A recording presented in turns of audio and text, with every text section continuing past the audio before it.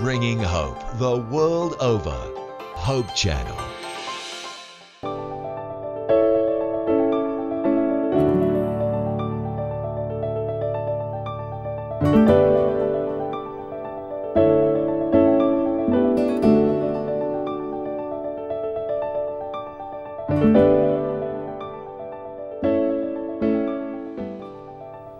Isang napakagandang araw po sa ating lahat. Natutuwa po kami at nakasama namin kayo ngayon dito sa ating programa na ginawa para sa mga kabataan. Tama ka dyan, partner. Marahil excited na kayo dyan para sa ating programa ngayon. Magiging exciting talaga ang programa natin na to dahil tungkol ito sa buhay ng mga kabataan. Alam naman natin ang buhay ng mga kabataan, exciting, maraming pwedeng gawin, maraming pwedeng i-explore. In fact, partner, they are more curious na gawin ng mga bagay na hindi pa nila nagagawa sa kanilang buhay. Speaking of curiosity, alam kong curious na nga kayo. Kaya wag na nating patagalin pa at umpisahan na natin ang talakayan. So magpakilala na tayo? Ako po, ang inyong kaibigan si King James. At ako naman po si Chev. At kami po ang makakasama nyo sa programang ito na para sa mga kabataan where we can find truths from the Bible and get clear messages. Makakasama po natin ngayon ang ating kabataang pastor na walang iba kundi si Kuya Bry. Kuya Bry, konting bati naman dyan. Of course, binabati ko kayo, Chef, at saka James. At sa lahat ng mga curious na mga kabataan na gusto mag-aral ng Biblia, kunin na po ninyo ang mga Biblia nyo at pag-usapan natin ang isang exciting na topic. Tama ka doon, Kuya Bry.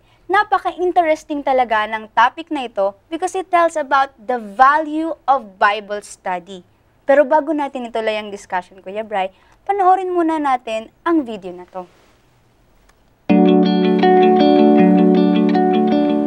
Ako po si Diadem Azupardo, estudyante ng Pasay City Academy at ako po ay grade 10. Noon po, nung wala pa akong masyadong alam sa pag-aaral ng Biblia, mahilig po ako mag-internet, ginugugol ko po yung oras ko sa social networking sites tulad ng Facebook, Twitter, Instagram at iba pa. At saka po kapag inuutosan ako ng mga magulang ko, sinusunod ko naman sila pero sa isip ko po medyo naiinis ako minsan. Pero simula po nang makapag-aral ako ng Biblia, nagbago po talaga yung buhay ko, napakalaking pagbabago dahil kung noon po mayroon mga tumatakbo sa isip ko na masasama, nagbago po ang aking pananaw sa buhay at nalaman ko po na kahit na gaano kalaki yung problema ay meron tayong pag-asa. Sa church naman po, dati po kapag magsisimba ako, naiisip ko na oo, pupunta ako sa church pero minsan po nakikipagkwentuhan lang naman ako sa mga kaibigan ko, nakatabi ko. Hindi po ako nakikinig sa sermon kasi po parang nafe-feel ko na naboboard lang naman ako. Pero nung nakapag-aral ako ng Biblia, mas naintindihan ko po na mas magkakaroon ako ng magagandang messages na malalaman sa speaker at hindi lang yung pakikipagkwentuhan ang dapat na ginagawa sa church. Pagdating naman po sa school, dati po, syempre normal na estudyante, natatempo ako na mag-cheat sa mga kaklase ko. Or minsan po, nagpapakopya rin sa kanila. Pero alam ko pong mali yun noon, pero ginagawa ko pa rin. Pero nung nakapag-aral na ako ng Biblia, nakukonsensya na po ako na gawin ulit yung mga bagay na yun na parang may pumipigil na sa akin na gawin yung mga yun dahil mali nga po. At sa mga friends ko naman po, dati, naiinggit ako sa kanila kasi ang dami nilang alam na songs, so worldly songs, ganyan. So, natatempt din ako na pag-aralan din yung mga yon kasi parang hindi ako in kapag hindi ko alam yung songs na kinakanta nila. Pero nung nakapag-aral na ako about sa Bible, natutunan ko na hindi dapat yun yung pinagtutuunan ko ng oras, na dapat mas pinag-aaralan ko yung gospel songs, yung religious songs kasi mas maganda yung mga messages na matututunan ko mula dun sa songs na yon. And dito sa Pasay, syempre, since taga dito ko lumaki, simula bata pa lang nandito na ako, napakaraming temptations dito, napapalibutan ng kung ano-ano, ng malls, computer shops, tsaka iba pa. Naisip ko na parang wala ng pag-asa to kasi hindi na magbabago kasi ang daming tao na gumagawa ng mga bagay na worldly. So, nung nagkaroon ako ng time sa pag-aaral ng Bible, naisip ko na hindi pala hopeless tong lugar na to. Meron pa ring pag-asa na pwedeng gamitin ito, na gamitin rin ako ng Panginoon upang ma-spread sa ibang tao na mga nandito yung pabalita na maganda, na babalik muli dito si Kristo at magkakaroon tayo ng pag-asa. Kaya naman po hinihimo ko ang iba na mag-aral din po kayo ng Biblia dahil po napakalaking tulong ito sa ating buhay. Wow! What an amazing experience. How I wish na ganun din ako, di ba? Oo nga, partner. Pero Kuya Bry, sa kapanahon ng bilang kabataan, marami silang nabibigyang pansin na halos hindi na nila mabigyan pansin ang pag-aaral ng Biblia. Pero Kuya Bry, gaano po ba kahalaga ang pag-aaral ng Biblia? Tama yun, ano? Hindi ko alam kung anong binibigyang pansin ng mga kabataan ngayon. Busy-busy sila o kaya nagbibisi-bisihan sila. Pero actually, kung titignan natin, ang Biblia, ito ang pinaka dapat i-prioritize natin. Una siguro, dapat isipin ng mga kabataan kung ano yung priority. Gaano nila gagawing priority ang isang bagay. At pagka naplano nila ito, gawin nilang pinakatuon ng kanilang pag-iisip. Ang sabi ng Biblia sa John, kung meron kayong mga Biblia, no? Basahin natin sa John chapter 5 verse 39. Ano sabi ng Biblia? Saliksikin ninyo ang mga kasulatan sapagkat iniisip ninyo na sa mga yaon ay mayroong kayong buhay na walang hanggan. At ang mga ito'y siyang nagpapatotoo tungkol sa akin. Una, ang sabi ng Biblia, saliksikin natin ito. Bakit? Kasi dito meron tayong buhay na walang hanggan. Kung ang tuon o focus ng mga kabataan ay ang magkaroon ng buhay na walang hanggan, sasaliksikan nila ito. Pero kung ang focus nila ay tungkol sa mundo o kaya hindi nila gustong pumunta ng langit, of course, hindi na kailangang saliksikin ito. Pero kung tatanungin ko kayong dalawa, gusto nyo bang makarating ng langit o hindi? Siyempre naman, Kuya Bry. Siyempre naman, Kuya. Gusto nyo bang magkaroon ng buhay na walang hanggan o hindi? Gustong-gusto po. Ayan. So sa mga nanonood po nating kabataan, kung talagang focus ng buhay mo ang makarating sa langit at magkaroon ng buhay na walang hanggan, may dagdag pa ang Biblia, ang sabi, at ito ang siyang nagpapatotoo tungkol sa akin. Walang ibang movie o literature na nagpapakilala tungkol sa buhay na walang hanggan. Walang ibang ating Panginoon Kristo. Sabi niya, ako ang daan, ang katotohanan at ang buhay. Walang sino mang makakarating sa aking Ama, kundi maliban sa pag-aaral ng Biblia. Ito na yung magiging focus ng ating pag-aaral. Ang tanong, paano pag-aaralan ito at gaano kahalaga ang pag-aaral na ito? Pero Kuya Bry, wait lang. Eh di ba po yung iba namang kabataan, hindi naman po sila focus lang ay sa mga panonood ng movies, ganyan. Pero meron naman po yung tinatawag nilang GC, grade conscious, focus naman sila sa pag-aaral. Kasi gusto nila ng magandang buhay sa kinabukasan nila. Of course, hindi natin pwedeng alisin yun kasi we are living in a temporal life. Ibig sabihin, we are breathing, we are walking, kailangan natin maghanap buhay. So lahat, pagtuunan natin ng pansin. Pero dapat may priority tayo on top of that. Ang sabi nga ng ng Matthew chapter 6 verse 33, but seek ye first the kingdom of God. So ibig sabihin, kung pag sinabi kong priority, sabi nung tatay ko sa akin, plan your priority and prioritize your plan. Ibig sabihin, planuhin mo priority mo. At the end of the day, ang sabi sa Biblia, seek ye first the kingdom of God. Ano ba ang kingdom of God? And His righteousness. Paano ba natin matatagpuan ang kingdom of God and His righteousness? Only when we focus on the scripture, di ba? Pag pinag-aralan natin ang Biblia. So, pagka ang Biblia ang pinaka-priority ng buhay natin, magkakaroon tayo ng success. Di ba? Kuya Bry, tanong po, sa anong kaparaaran natin mapaprioritize ang pag-aaral ng Biblia? Well, tingnan natin. Sa Joshua chapter 1 verse 8 and 9.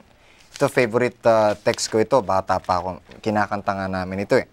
Ang sabi dito, pakibasa pag natagpuan ninyo, basahin nyo sa verse 9. Ang sabi ng 8, ang aklat na ito ng kautusan ay huwag mahihiwalay sa inyong bibig. Hindi ba priority ito?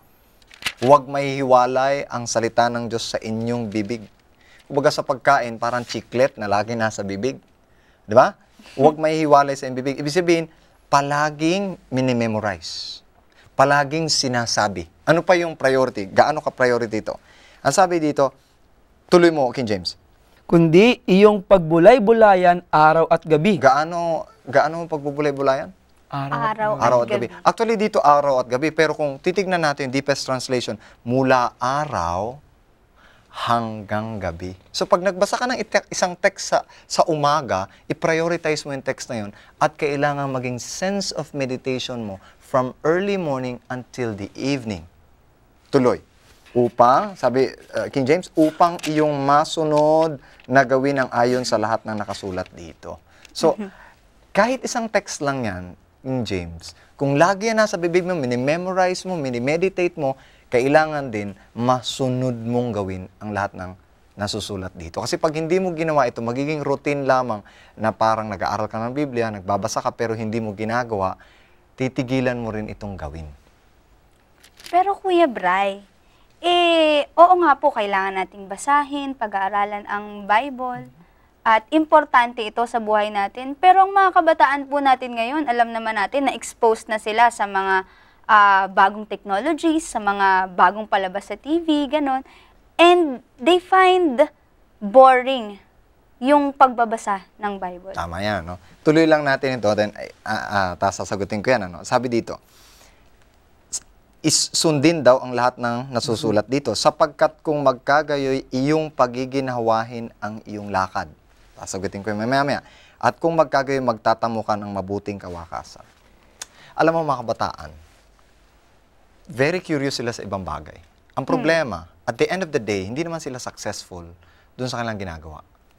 Naboboring sila sa pag-aaral ng Biblia, pero at the end of the day, makikita nila na nag-fail sila. And then the only way para magkaroon ng success, sabi sa Biblia, ay yung i-meditate mo ang salita ng Diyos, i-apply mo sa buhay mo, try and try again. Diba? Tingnan mo kung ma-apply mo sa buhay mo, then pag applicable na yan, alam mo na principle, general principle na yon. Then, the next time na magkaroon ka ng problem, magiging refuge mo ang bawat salita ng Diyos na na-memorize ng puso mo. Ano sabi kanina? Sabi dito, sapagkat kung magkagayoy iyong pagiginhawain ng iyong mga lakad. Kaya nga, hirap na hirap ang mga kabataan sa kanilang paraan. Trial and error. Sa relationship, trial and error. Sa kurso, trial and error.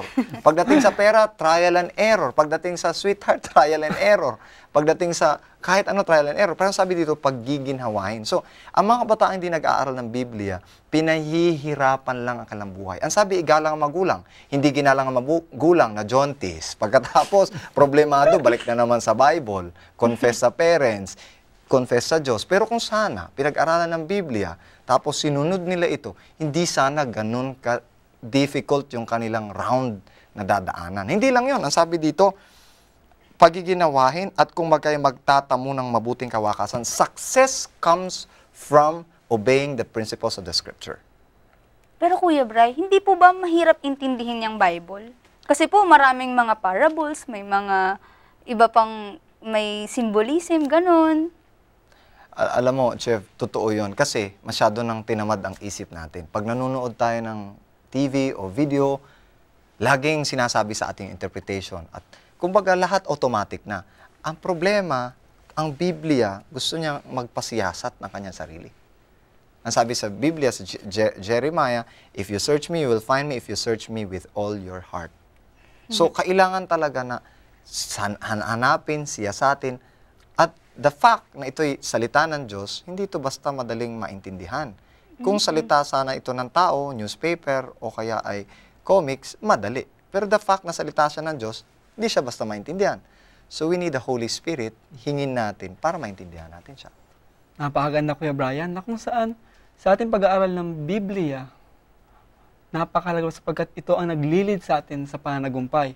Pero Kuya Brian, sa ating pag-aaral ng Biblia, ano kaya ang magiging resulta nito sa ating buhay? Well, kanina sinabi na sa atin yung success, pero may isa pang ultimate goal kung bakit babasahin natin ang Biblia. Ito'y matatagpuan sa 2 Timothy chapter 3, verse 16. Ngunit Kuya Bry, bago niyo po basahin ang talatang yan, magkakaroon po muna tayo ng break. Kaya mga kabataan, huwag po kayong mawawala sapagkat magbabalik ang Clear Messages. We are people, and we love to get connected. We connect as families because of birth. We connect as friends because we click. And we connect as communities because we care.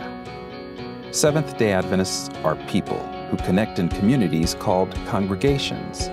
which in turn connect to form conferences, who connect together to form unions, divisions, and the General Conference. Why do we connect? It starts with a connection to the Creator, who invites us on a spiritual journey. When we journey together, we can help each other along the way.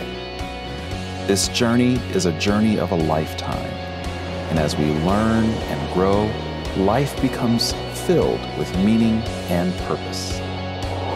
Our greatest joy is in helping others along the way. Wherever you are on your journey, we believe that we have something to offer that can make your life more whole. So the next time you see a Seventh-day Adventist, remember, you're not looking at someone who stands alone. They are connected to a world church that has 18 million members, gathered in 13 divisions, comprised of 122 unions, formed by 600 conferences, serving in 140,000 congregations in 208 countries, who worship in 924 languages, and they all want to connect with you.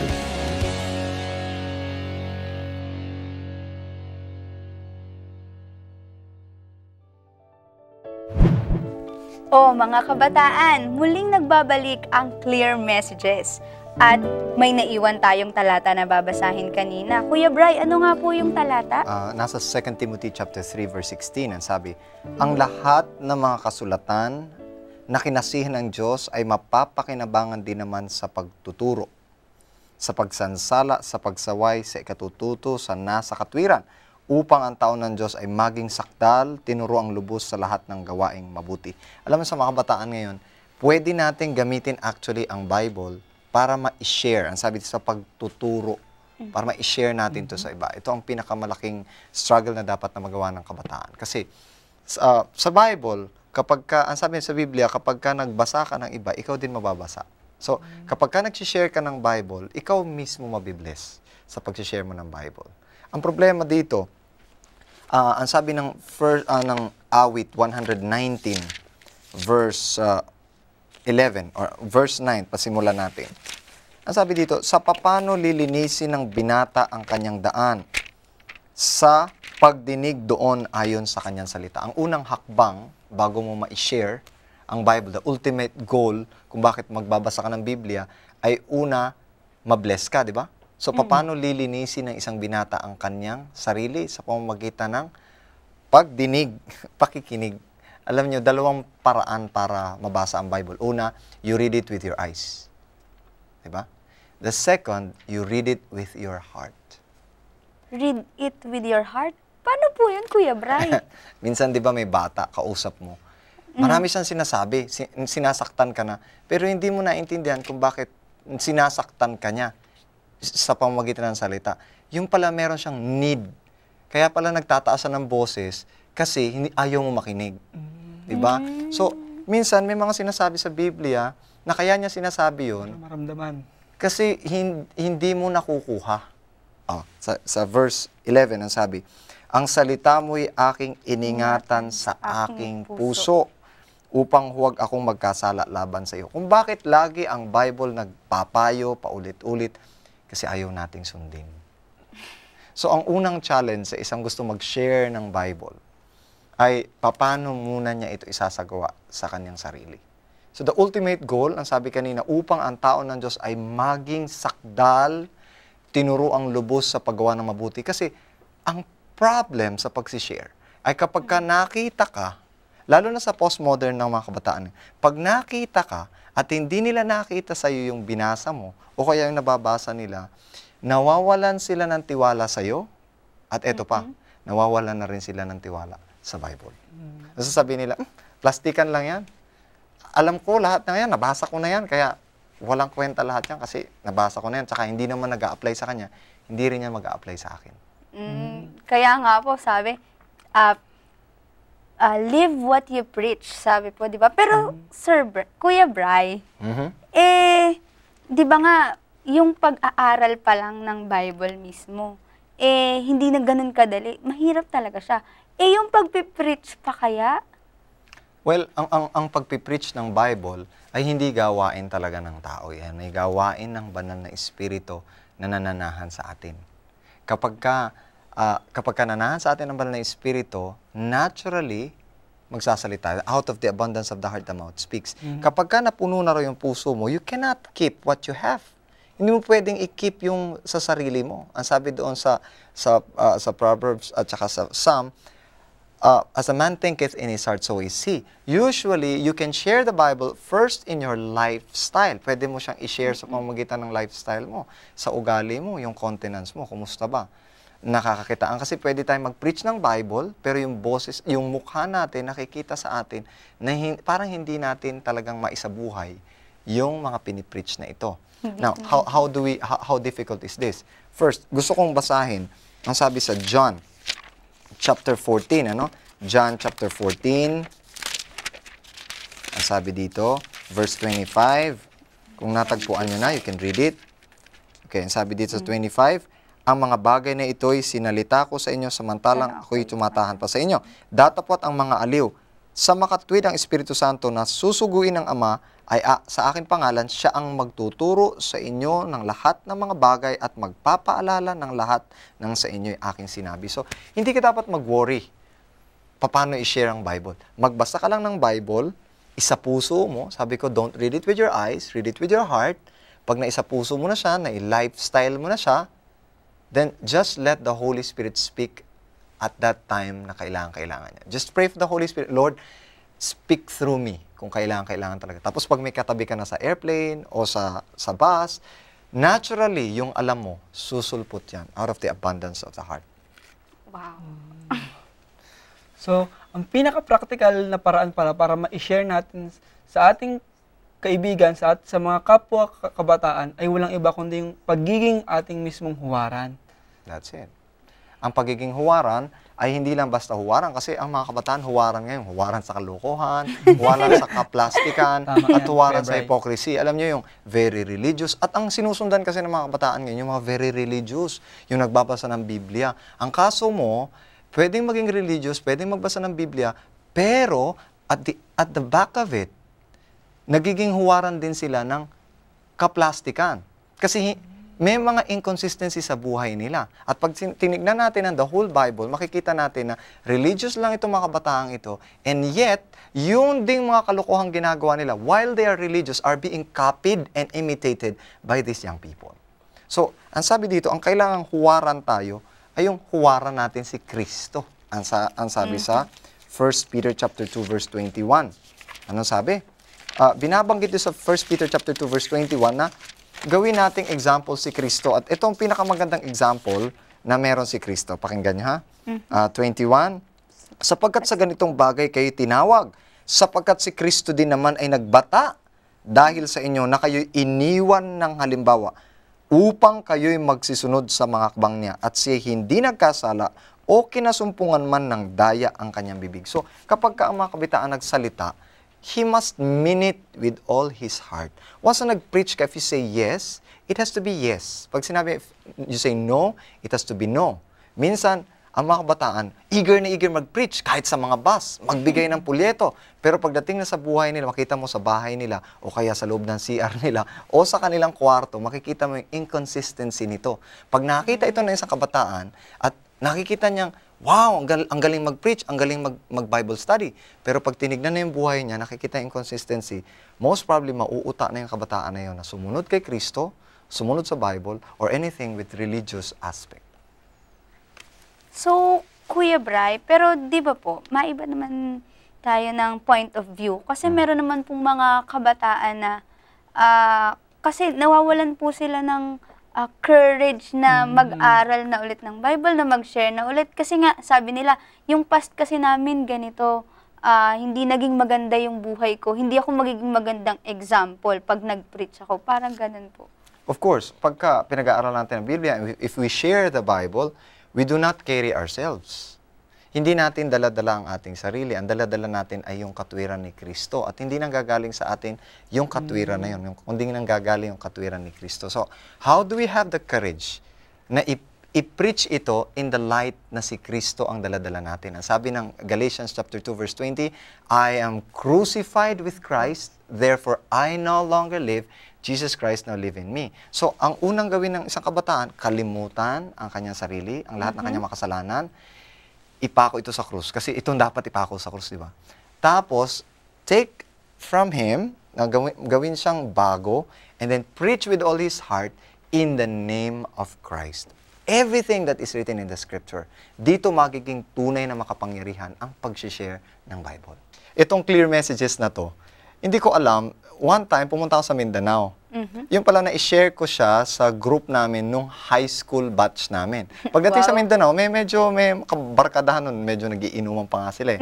Biglang may bumati sa akin. Hindi ko naman ka-batch, no? Pero sabi niya sa akin, napanood ko yung shinare mo, napakaganda nung sermon mo. Kaya sinasabi ko, kung hindi ka marunong mag-preach, no, marunong ka naman mag-click, pwede mo nang gawin yun. Pwede kang mag-share ng Bible, and you can still share the Word of God. Doon naman sa pangalawang tanong na nagsasabi na pwede bang umupo na lang, hindi mag-share. Well, wala kasing walang success kapag ka walang risk. Kung hindi ka magbibigay, wala kang makukuha. I mean, it's better to give than to receive, ang sabi ng Bible. Ang gusto kong i-challenge itong ating kapatid o kaibigan na nagsasabi na pwede bang umupo na lang. Pwede naman eh. Kaya lang, dapat bang umupo na lang? Pagkatapos mong tanggapin ang buhay na walang hanggan, pwede bang ipagkait mo na lang ito sa iba? I don't think so. Ang sabi ng Bible sa Romans chapter 1, verse 16, sapagkat hindi ko ikinahihiya ang ebanghelyo. Maliban ng ikahiya mo ito, ang sabi ng Bible, ang sino mang ipahayag ako sa ibang tao, ipapahayag ko rin naman sa aking Ama na nasa langit. At ang sino mang ikahiya ako sa mga tao, ikakahiya ko rin naman sa nasa langit. So, kapatid, napakahirap na maging profession yung nakaupo ka lang. Kasi kung may buhay na walang hanggan sa'yo, you would always love to share it. At gusto kong i-appeal ito sa mga kabataan natin, lalo na sa mga nakikinig, nanunood, nagsusubaybay. We are not studying the Bible. Hindi po tayo nag-aaral ng Biblia para lamang maging knowledgeable, para sabihin na magaling tayo, marunong tayo. Alam natin ang Bible, nabasa na natin yan. This is the point of all times. Napakarami ng namamatay ng mga kabataan. Maraming disaster ang dumarating. How would you think na mamamatay sila na hindi man lang nila narinig ang salita ng Diyos? And at the top of it, kapitbahay ka, kaibigan ka, best friend mo, hindi mo man lang naiparating ang pabalita kahit man lamang sa isang text ng Bible, kahit sa cellphone o kahit sa Facebook, hindi mo man lang naiparating sa karamihan. Ako, lahat ng friends, ina-add ko kahit hindi ko kilala, no? Add lang ng add. Pagkatapos, nagkikreate ako ng groups. Meron akong group na messages to young people. Kung gusto nyo mabilong sa group na yun, mag-join lang kayo. Messages to 2,600 ang members. Lahat ng message na pwede kong i-share ko sa kanila. Mga minamahal na mga kabataan, gusto mo ba na wala ka na talagang silbi at sabihin mong useless ka? Or pwede mong sabihin, I could be useful today. Sa biyaya ng Panginoon. You can submit yourself. Pwede mong isubmit ang sarili mo, ang kamay mo, pwede mong isubmit sa Panginoon, ang isip mo, ang cellphone mo, ang load mo, ang lahat-lahat sa'yo para i-share ang Bible. Hindi mo kailangan maging magaling. Kung may magaling na preacher, just share it. Kung may magaling na text, just copy and paste it. At makakarating ang pabalita sa buong mundo in just a split of a second. Kung ito ang nais mo, nais kitang ipanalangin. At gusto ko rin na manalangin tayo para sa kanila. Dakila po naming Diyos, Panginoon. Ito na po ang natatanging panahon at wala nang ibang panahon pa na makakarating ang pabalita sa buong mundo in a split of a second sa pamamagitan ng media, ng internet, ng cellphone.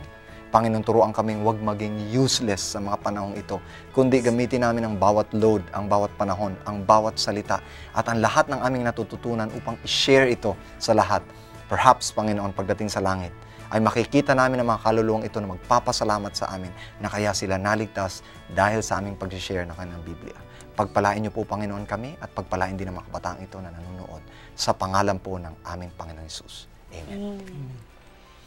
O yan mga kaibigan, I'm sure na marami na naman tayo natutunan tungkol sa pagbabasa ng Biblia at ganoon din sa pag-share nito. So mga kaibigan, don't miss any episode or any discussion ng show na ito sapagkat ginawa ito para sa akin at para sa inyo, para talaga sa mga kabataan. So samahan niyo po muli kami sa susunod na pagkakataon. Only here where we can find truths from the Bible and get Clear clear messages. messages.